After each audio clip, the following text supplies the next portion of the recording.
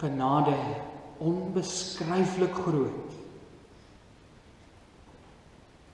het U, Here, aan elkeen van ons bewys.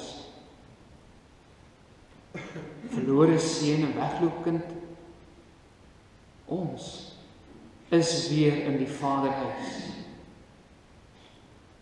Nie een van ons is die naam van kind werd nie, want elkeen van ons wou self ons sake reël.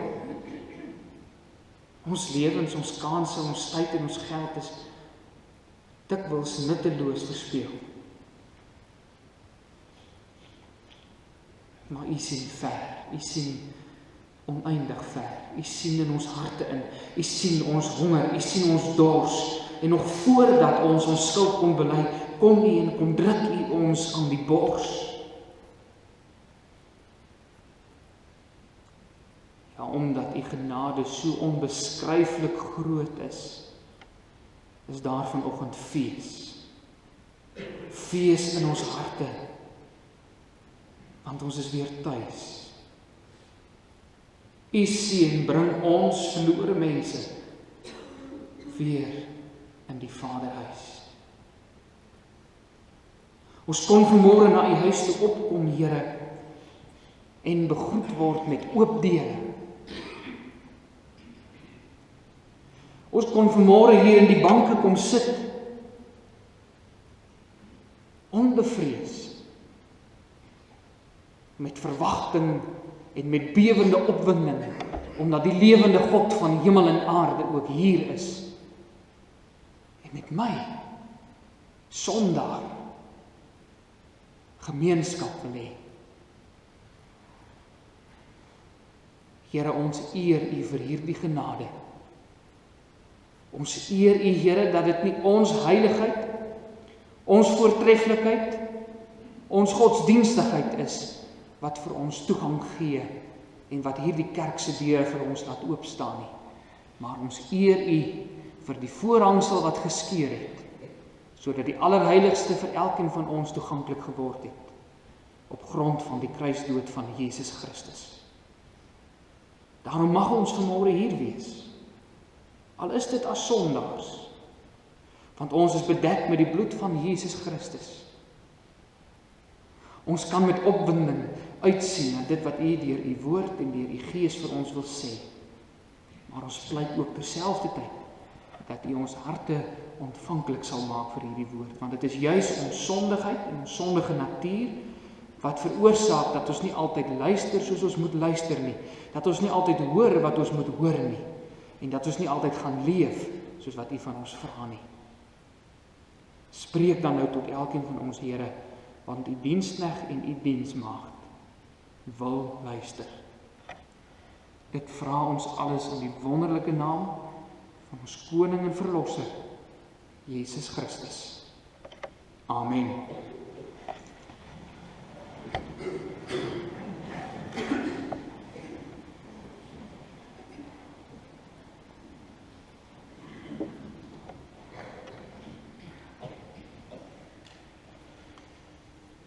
Geliefde gemeente van ons Here Jesus Christus, as jou salaris of jou pensioen elke maand in jou bankrekening betaal word, hoe weet jy daardie geld is regtig in jou bankrekening? As jy 'n klompie spaargeld het wat jy by 'n beleggingsinstansie gaan belê, hoe weet jy jou geld is nog daar?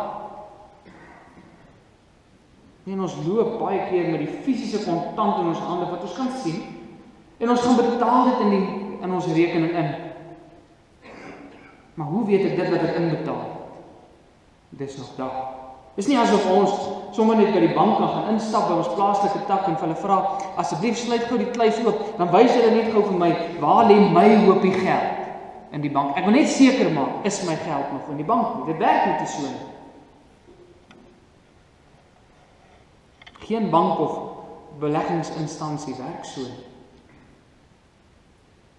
Wanneer jou geld in jou bankrekening inbetaal word, dan raak daardie geld vir alle praktiese doeleindes onsigbaar. Banke weet egter dat hulle nodig het om hulle kliënte te oortuig daarvan dat daardie geld van hulle wat in die bank is, maar wat hulle nie fisies met hulle oë kan sien nie, dat daardie geld tog veilig is. Daarom stuur banke gereeld elke maand 'n bankstaat uit wat bevestig dat dit wat ek nie kan sien nie, wel so is. Of ons kan op ons internetbankprofiel gaan inteken en gaan kyk wat is my saldo, is die geld wat ek inbetaal het nog daar. Of ons kry ten minste 'n SMS wat sê as daar geld in ons rekenings inbetaal word of wat vir ons sê wat ons saldos is. Al hierdie dinge is sigbare dinge wat nodig is om ons geloof te versterk dat die onsigbare waar is. Nou geliefdes, dis natuurlik nie net banke se kliënte wat gereeld daaraan herinner moet word en gereeld getuienis nodig het van die onsigbare nie. God ken sy kinders. Hy weet hoe ons is. Hy weet dat ons ook baie keer sigbare tekens nodig het om ons te versterk en te herinner aan die onsigbare waarhede waarin ons glo. In vers 14 lees ons dat die Here Jesus by sy disippels gekom het. Daaruit lei ons af dat die Here Jesus op 'n ander plek was as waar hierdie disippels van hom was. Nou as ons die eerste gedeelte van hoofstuk 9 gaan lees, dan vertel dit vir ons waar die Here Jesus was toe hierdie gebeurtenis gedeeltelik afgespeel het waarop die Here Jesus afgekom het. Jesus en 3 van sy disippels, Petrus, Johannes en Jakobus, was op 'n hoë berg. En op hierdie berg het die disippels 'n wonderlike ervaring gehad. Terwyl hulle daar saam met die Here Jesus was, lees ons dat die aangesig van die Here Jesus verander het, sy kleed het spierwit en blink geraak, 'n heilige gloed het van die Here Jesus af uitgegaan. En terselfdertyd het Moses en Elia saam met hom verskyn. 'n Wolk het hulle oordek. En met hulle eie ore het hulle gehoor hoe dat God self aankondig dat Jesus, hierdie Jesus wat saam met hulle daar op die berg was, sy geliefde seun is, na wie die wêreld moet luister. Op 3 maniere het hierdie disippels saam met Jesus daar op die berg bevestiging van God gekry dat Jesus werklik die verlosser van die wêreld was. Eerstens het God vir hulle kom bevestig dat die wette van die Ou Testament wat deur Moses neergeskryf is, heen gewys het na dit wat Jesus Christus vir hulle sou kom doen. Daarom verskyn Moses as verteenwoordiger van die Ou Testamentiese wet. Maar dit was nie al in die Ou Testament wat heen gewys het na die Here Jesus se koms en wat hy sou kom doen het nie. Ook die getuienis van die profete het gespreek oor die koms van die Here Jesus. Daarom verskyn Elia as verteenwoordiger van die profete. Petrus, Johannes en Jakobus het bevestiging gekry dat Jesus inderdaad die Messias was waarvan die wet en die profete gespreek het. Met ander woorde, waarvan die Ou Testament praat. En uiteindelik kom God self, en dis dit asof hy net om alle onsekerheid uit die weg uit te ruim, sy eie stempel ook kom afdruk wanneer hy spreek uit die wolk en sê, dit is my geliefde seun. Broers en susters, kan ek dink, wat se ervaring moes dit nie gewees het vir Petrus en Johannes en Jakobus nie. Ek meen, as daar enige twyfel in hulle harte was of die Here Jesus regtig die Messias was, dan was dit daar vernietig. Markus is egter besig om vir ons die kontras uit te wys wanneer die disippels saam met Jesus, hierdie 3 disippels saam met Jesus nou by die ander disippels aankom, nadat hulle van die berg afgekom het. En hierdie 3 disippels verkeer as het ware in 'n staat van geestelike euforie. Dit kan nie met hulle beter gaan nie. Geestelik is hulle op 'n hoogtepunt, want hulle het beleef die Here Jesus is die Messias. En wanneer hulle van die berg afkom, dan word hulle ontnigter deur die werklikheid wat hulle aantref aan die onderkant van die berg. Die ander disippels is besig om met die skrifgeleerdes te redeneer. En nou moet ons in gedagte hou dat die Here Jesus net 'n kort rukkie gelede aan die disippels opdrag gegee het om uit te gaan in sy naam en in die besonder in sy naam bose geeste uit te dryf. Nou in hierdie gedeelte lees ons dat die vader van die maansieke kind wat 'n bose gees in hom gehad het, eintlik na die Here Jesus toe gekom het dat die hom kan genees en kan verlos van die bose gees, maar toe die Here Jesus nie daar was nie, gaan hy na die disippels toe en vra vir hulle of hulle hierdie bose gees uit sy kind uit kan dryf. En hulle kon dit nie regkry nie. Waarskynlik is dit waaroor die skrifgeleerdes met die disippels geredeneer het. Waarskynlik het die skrifgeleerdes die disippels die egtheid van hulle geloof begin uitdaag. Dalk iets soos: julle glo in hierdie Jesus, julle sê hy is Here, julle sê hy is die Messias, maar julle kan nie eers in sy naam 'n bose gees uitdryf nie. Maar dit was natuurlik nie al nie, geliefdes. Die maansieke kind word na die Here Jesus gebring en dadelik laat die bose gees hom stuiptrekkings kry. Die Here Jesus begin, op daardie oomblik begin hy met die pa gesels, om uit te vind oor die kind se toestand. Hy wil weet van hoe lank is dit al dat dit met die kind so gaan, en die pa vertel vir hom. In vers 22 sê die pa vir Jesus: as u iets kan doen, ontferm u oor ons en help ons. Dit is duidelik dat hy twyfel.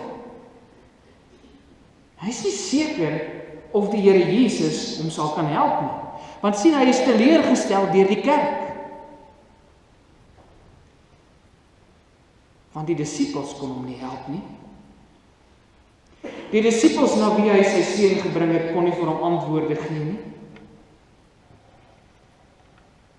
Maar die Here Jesus, Petrus, Johannes en Jakobus dus aantref wanneer hulle van die berg afkom, is die werklikheid van die lewe waarin elkeen van ons elke dag leef. 'n wêreld vol ongeloof, 'n wêreld vol kleingeloof, 'n wêreld vol boosheid en vyandigheid teenoor die evangelie. 'n wêreld waarin dit nie elke dag maklik is om as 'n gelowige te leef nie. Ons sit vanmôre elkeen hier, broers en susters, en elkeen van ons beleef elke dag iets hiervan. Weet, wanneer 'n mens tot bekering kom, dan beleef 'n mens 'n geestelike hoogtepunt. Jy het 'n ontmoeting met die Messias van God. En tog kan gelowiges hulle self nie in 'n kokon toespin nie. Ons sit nie elke dag van die week net in die kerk en lees net die Bybel en bid die hele dag nie. Ons leef ook in die wêreld daar buite. Daar word ons gekonfronteer met dieselfde dinge as wat Jesus en sy disippels aangetref het. Ons word gekonfronteer met mense se ongeloof. Ons word aangeval, soos wat die disippels aangeval is deur die skrifgeleerdes oor ons geloof. Ons moet onsself die hele tyd verdedig. Ons moet die hele tyd verduidelik waarom ons glo en dit wat ons glo. Van ons word ook verwag om gedurig bewyse te gee van ons geloof. Maar bewys vir my dit, bewys vir my dat, dan sal ek dit glo. Ons geloofwaardigheid word getoets. Gaan lees maar net hoe het Angus Buchan deurgeloop hierdie week op Nuus 24 se webblad omdat hy gesê het, homoseksualisme is sonde volgens die Bybel. Gaan lees bietjie die kommentaar wat mense onderaan lewer. Verder word ons ook elke dag gekonfronteer met die optrede van die bose. Kinders wat dwelmslawe word, jong mense wat betrokke raak by pornografie en satanisme, huwelike wat vernietig word deur die verleiding van die wêreld, kinders wat gesteel en verkoop word, boere en onskuldige inwoners wat wreed vermoor word, kinders wat mishandel word. Maak maar net die koerante oop, broers en susters, en hierdie lys sal eintlik nie 'n einde kry nie. Ons word teen die bors gestuit, omdat reg deesdae verkeerd is, en verkeerd deesdae reg is. Op 'n daaglikse basis hoor jy van mense wat voel, die kerk het hulle in die steek gelaat. Die kerk was nie daar vir hulle nie. Die kerk kon hulle nie help met hulle probleme nie. In vers 29 lees ons waarom dit gebeur, want dit gebeur dat die kerk nie mense kan help nie, maar in vers 29 sê die Here Jesus vir sy disippels waarom hulle nie die mense kon help nie, waarom hulle nie die bose gees kon uitdryf nie. Hy sê want hierdie geslag, met ander woorde hierdie bose geslag, gaan net uit deur gebed en vas. Julle het nie gebid nie. Julle het nie aan my en aan God vasgehou om hierdie bose uit te dryf nie. Julle het gedink julle kan dit op julle eie doen. Dit is hoekom die kerk mense teleurstel. Hoekom dominees mense teleurstel, hoekom kerkraadslede mense nie kan help nie, hoekom my medebroers en susters baie keer vir my swak raad gee. Want ons maak staat op dit wat ons is, wie ons is en die geleerdheid wat ons het en ons ervaring in hierdie wêreld om mense mee te help, terwyl die Here sê, as jy hulp nodig het, kom na my toe. Dalk is jy al so teleurgestel. Zulke teleurstellings laat 'n mens maklik twyfel in jou geloof. Dit laat 'n mens twyfel in God se vermoëns om jou regtig te kan help. Geliefdes, juis omdat ons in 'n wêreld soos hierdie moet oorleef, weet ons Hemelse Vader ook hoe nodig sy kinders het om gereeld versterk te word in hulle geloof. Hy hoor ons ook as ons soos die vader van die maansieke kind uitroep, ek glo Here, maar kom my ongeloof te help. Weet, as 'n mens nou van die begin van die evangelie af gaan kyk, dan is die Here Jesus nou al tydens 'n paar geleenthede aangewys en bevestig as die Messias wat deur God na die wêreld gestuur is, as verlosser. Die eerste plek waarvan ons daarvan lees, is met die geboorte van die Here Jesus, selfs nog voor sy geboorte, toe die engel by Josef gekom het en gesê het, noem hom Jesus, want hy is die een wat die volk van hulle sonde sal red. En dan met die Here Jesus se doop, daal die Heilige Gees in die vorm van 'n duif op hom neer en die Vader spreek self uit die hemel en sê, dit is my geliefde seun en wie ek welbehaag het. Tydens die Here Jesus se prediking het op 'n hele paar plekke en op 'n hele paar maniere, op direkte en selfs op 'n indirekte wyse, vir hulle gesê dat hy die Messias is. En nou hier in Markus 9, met die verheerliking op die berg, die laaste of die indrukwekkende en die onteenseglike wyse waarop God aantoon, Jesus is werklik die Messias. Weet as jy nou praat van bewyse, wat se bewyse wil jy nou meer hê is dit? En tog is daar steeds twyfel onder die mense. Daar is steeds klein gelowigheid oor God se vermoëns. En daarom, broers en susters, gaan die Here Jesus voort om in hierdie gedeelte ook te demonstreer dat hy waarlik die verlosser van die mensdom is.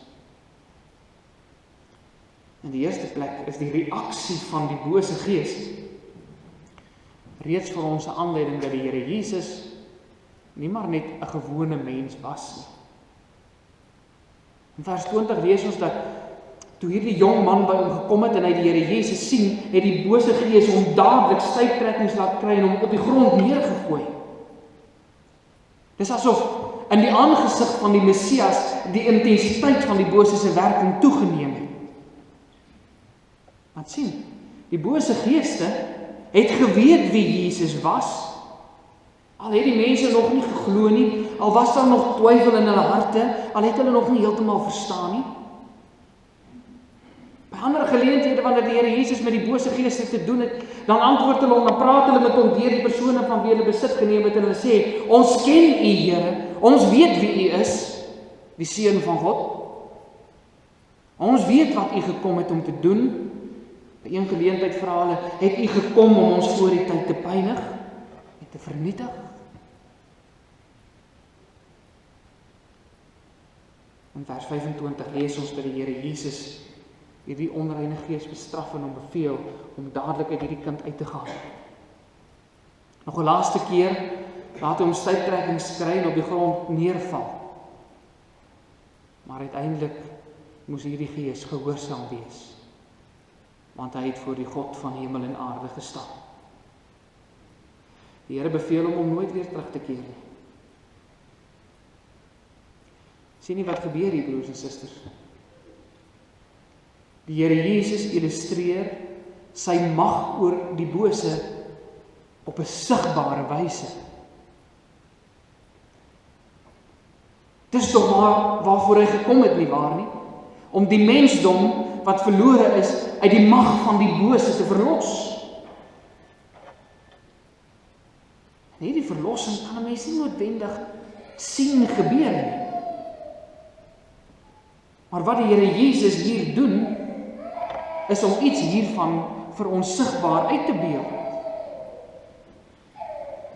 'n Klein stukkie van dit wat hy uiteindelik aan die kruis op Golgotha sou doen, word reeds hier uitgebeeld wanneer hy die bose gees uit hierdie jong man uitdryf.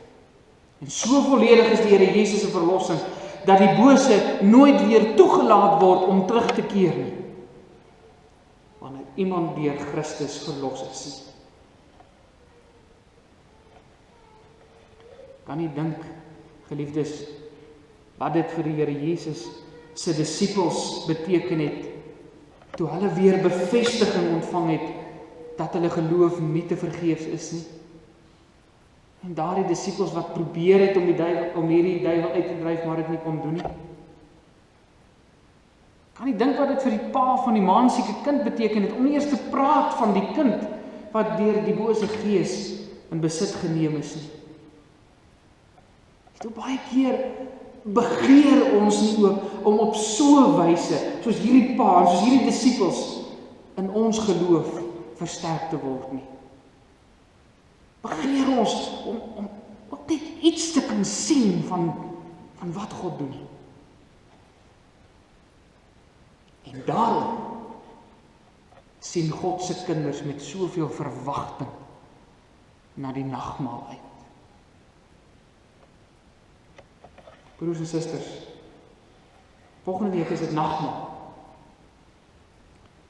En tydens die nagmaal word dit wat die Here Jesus hier gedoen het in hierdie gedeelte, en dit wat hy aan die kruis op Golgotha voltooi het, ook vir ons op 'n sigbare manier uitgebeeld.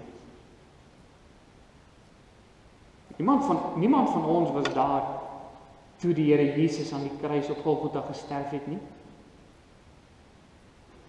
Daar was nie nuusspanne en kameraspanne wat opnames kon maak nie.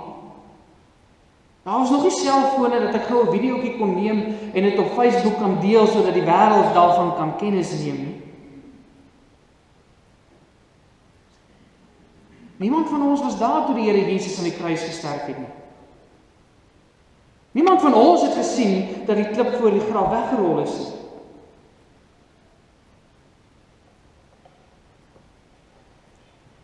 Dat Jesus Christus vir ons sondes aan die kruis gesterf het, sodat ons van die bose verlos kan word, is vir ons 'n onsigbare waarheid. En ons Here Jesus ken ons eie swakhede. Daarom het hy die nagmaal self ingestel met sigbare tekens. Hy gebruik brood en hy gebruik wyn, iets wat ons kan sien, iets wat ek kan proe,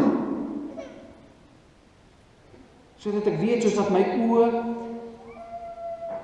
en my sintuie my nie kan verneek oor dit wat ek sien en dit wat ek proe en dit wat ek beleef nie. So seker kan ek wees daarvan, dat Jesus Christus werklik aan die kruis gesterf het. Dat sy bloed inderdaad vir my sondes gevloei het. Dit is wat 'n sakrament is. Sigbare tekens, wat ons herinner aan onsigbare waarhede. Die hartseer is egter, broers en susters, dat hierdie tekens nie vir alle gelowiges dien tot versterking van hulle geloof nie. Dit hang af van die tipe geloof wat jy het. In vers 23 sê die Here Jesus vir die pa van die maansieke kind, as jy kan glo, is enige iets vir jou moontlik. Nou baie mense lei uit hierdie woorde van die Here Jesus af, dat my geloof 'n voorwaarde vir God se redding is. Want die Here Jesus sê, as jy kan glo, dan is enige iets vir jou moontlik. Wat moet ek doen? Ek moet dus net glo. En daarom redeneer ons, as ek nie genoeg glo nie, of as my geloof nie groot genoeg is nie, of as my heiligheid nie goed genoeg is nie, dan sal God my nie help nie, want hy sê, as jy kan glo, is enigiets vir jou moontlik. Die probleem is eintlik dat wanneer ek so oor geloof dink, ek eintlik my vertroue in myself en in my eie prestasie stel. Dit wat ek doen, om vir God aanvaarbaar te wees. As dit is, broers en susters, hoe jy geloof definieer, of oor geloof dink, dan sal die nagmaal nie vir jou belangrik wees nie. Jy sal nie begeerte hê om deur die sigbare tekens in jou geloof versterk te word nie, want sien, jou geloof is nie afhanklik van dinge wat van buite af vir jou versterking gee nie. Jou geloof is afhanklik van dit wat jy doen. Jou geloof is afhanklik van jou eie vermoëns. Dan gaan jy redeneer en sê, ek het nie nodig om nagmaal toe te kom om gered te word nie. My geloof is goed genoeg. As ek twyfel, as ek moedeloos raak, dan moet ek net harder probeer. Ek moet net harder werk aan my geloof. Ek moet net bietjie meer Bybel lees, bietjie meer bid. Dan sal ek weer seker wees oor my geloof.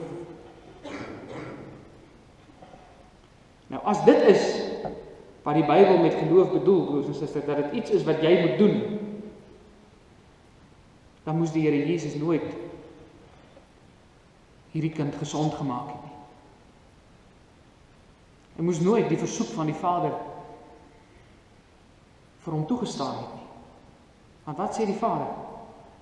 Hy sê, ek glo, Here, kom my ongeloof te hulp. In ander woorde, wat sê hy? Hy sê, Here Jesus, ek kom met 'n onvolmaakte geloof na U toe. Ek kom met twyfel. Ek is soos 'n bedelaar, ek kom staan eintlik bakkant, want as U nou na my geloof moes kyk om te sê of U my sou help, dan weet ek sou niks kry nie, maar ek weet dis nie hoe U werk nie. As dit van die kwaliteit van my geloof afgehang het, sal U nie vir my gegee het nie. Die Here Jesus wys ons egter nie tereg oor sy geloof nie. Want dis jy so geloof wat 'n ware geloof is. 'n geloof wat wegkyk van jouself af. 'n geloof wat nie staat maak op dit wie ek is en dit wat ek al gedoen het en wat ek al bereik het in die lewe en wat nie staat maak op my eie heiligheid voor God nie. 'n geloof wat leeg is van jouself en sê, Here, ek gryp heeltemal vas aan alles wat U vir my gedoen het en kan doen.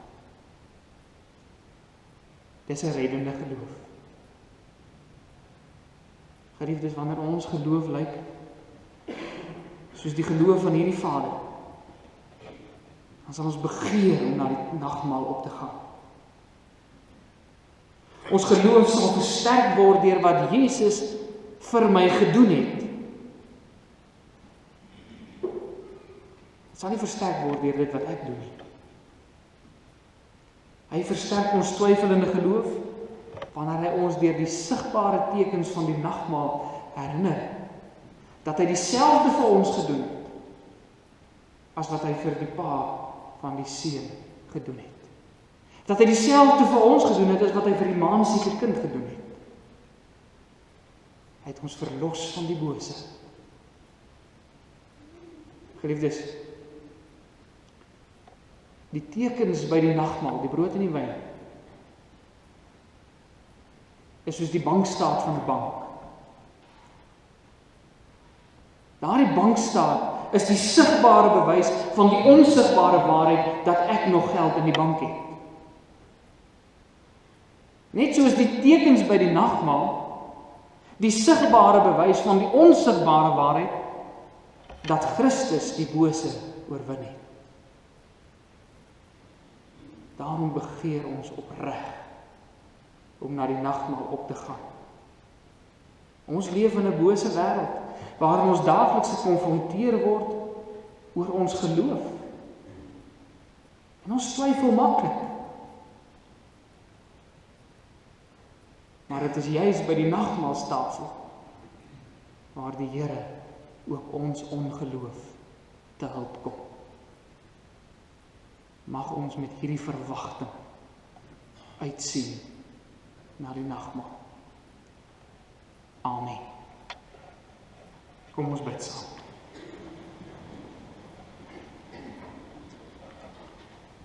Hemelse Vader, leeg net met ons sondelas.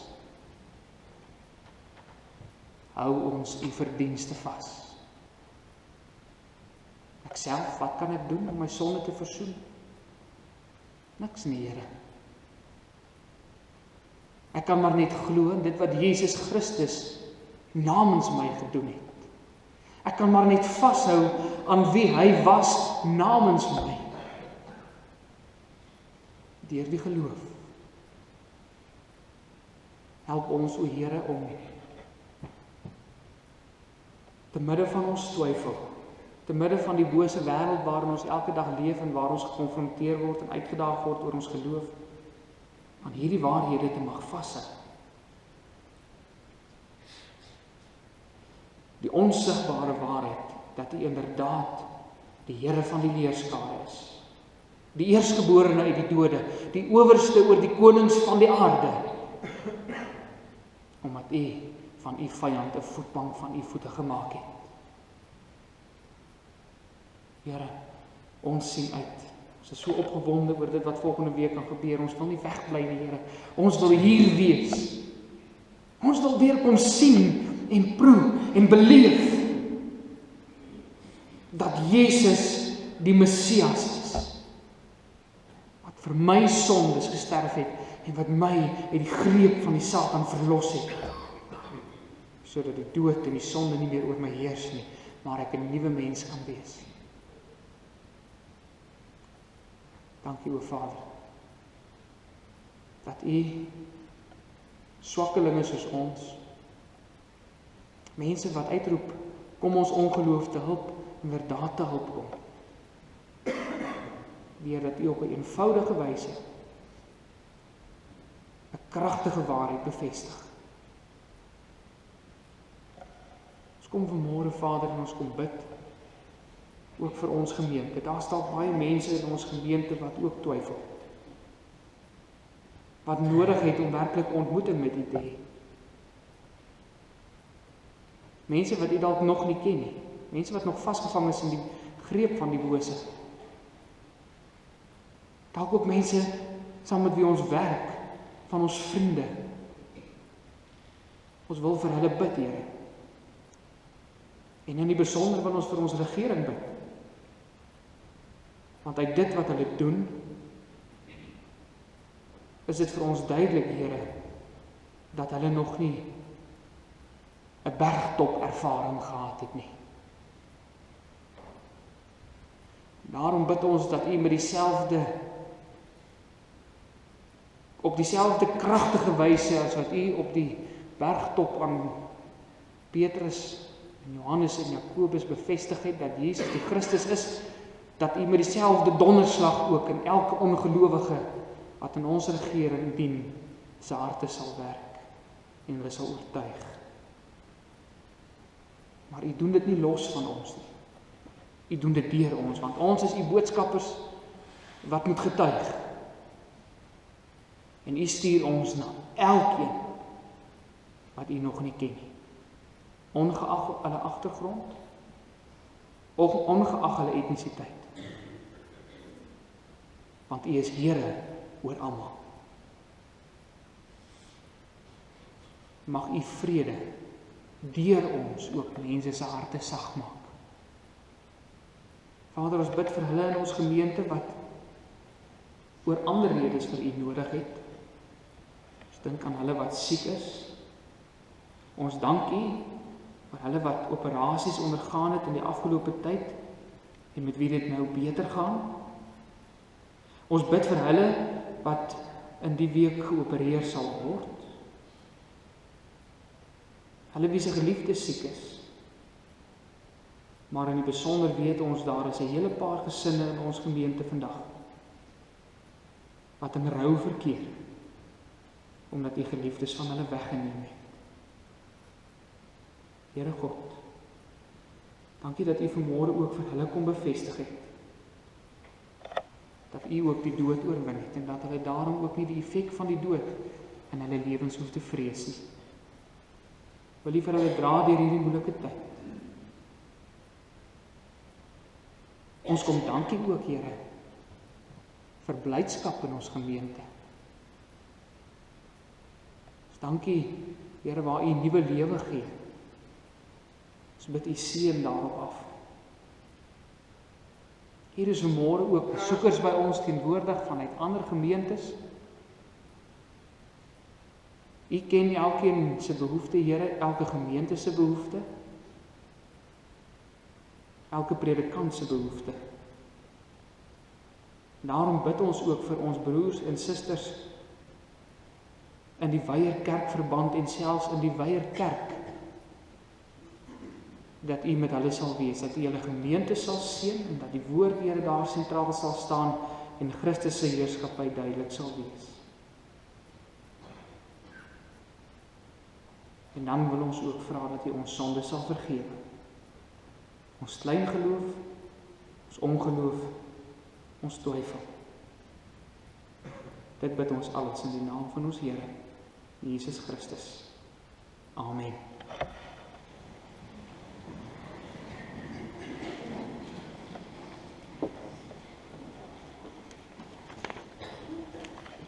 Geliefdes, kom ons maak nou oop by Gesang 42. Psalm 42.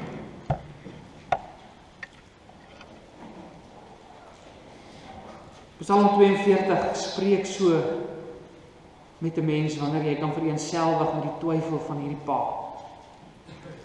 Want ek dink dit was sy begeerte, soos 'n hert in dorre streke, skreeu en dors na die genot van die helder waterbeke, skreeu my siel na U, o God. Psalm 42 vers 1, vers 6 en vers 7 as antwoord op die prediker. Daarna bly jy staan vir die uitspreek van die seën.